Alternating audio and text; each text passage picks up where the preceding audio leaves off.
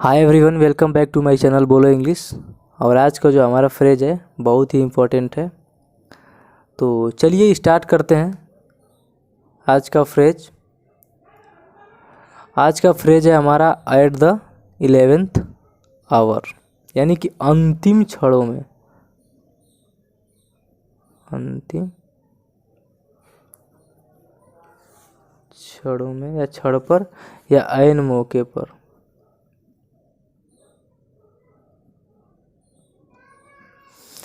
ठीक है, ऐन मौके पर।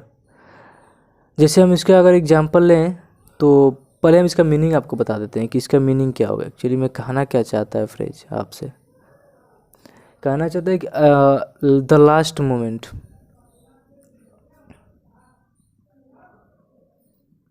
The last moment are almost too late. होता है ना कि जैसे अंतिम क्षणों में या बहुत ही लेट हो गया हो, लेकिन फिर भी हमारा काम हो जाता है। काम बिगड़ता नहीं है, हो जाता है, लेकिन कब होता है?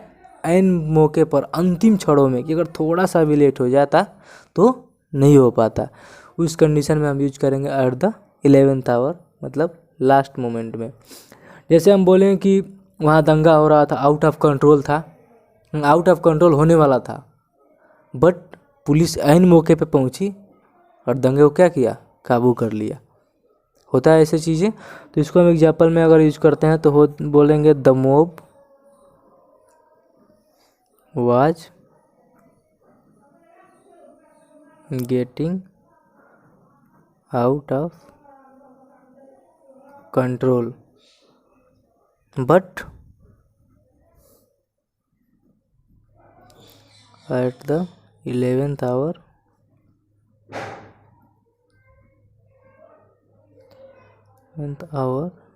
the police arrived and averted a riot। ठीक है, एवर्टेड मीन्स होता है टालना।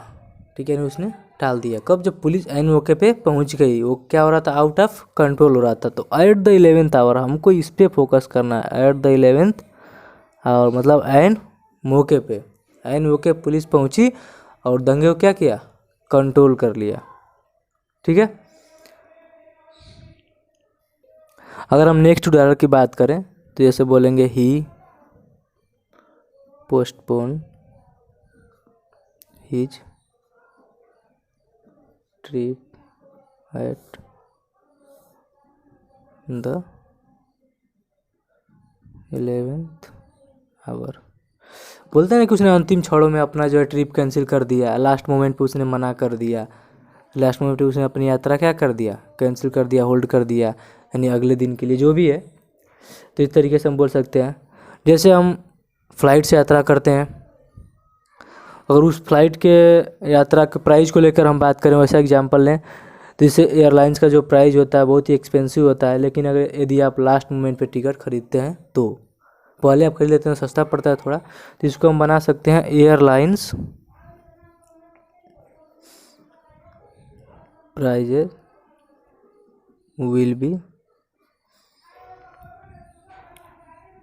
Really expensive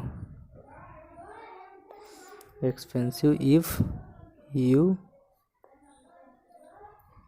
wait until the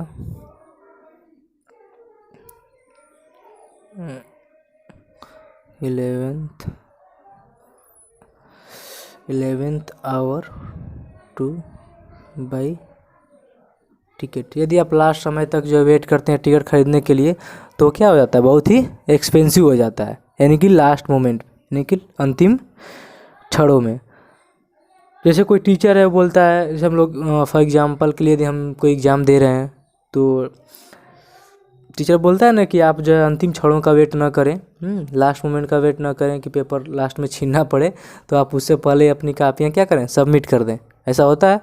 तो अगर हम उसको बोलना हो, उसमें हम को यूज करें तो बोल सकते हैं कि I told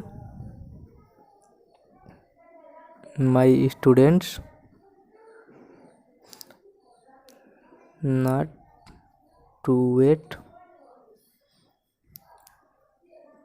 until the 11th hour.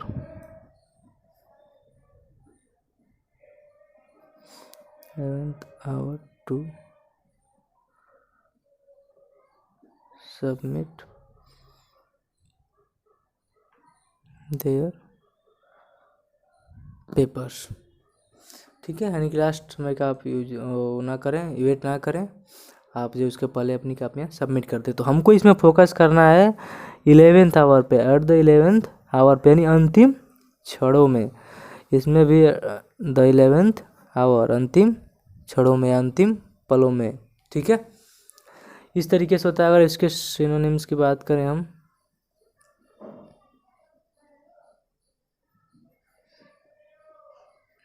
तो बोल सकते हैं the last moment, last moment, the last minute,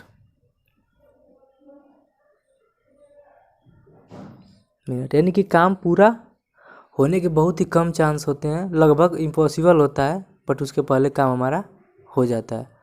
ठीक है, तो उस कंडीशन में हम यूज करेंगे एट द 11th आवर, यानी कि अंतिम क्षणों में। ठीक है, तो हम आपको अब एक सेंटेंस देते हैं, आपको बनाना है कि उसके दादाजी ने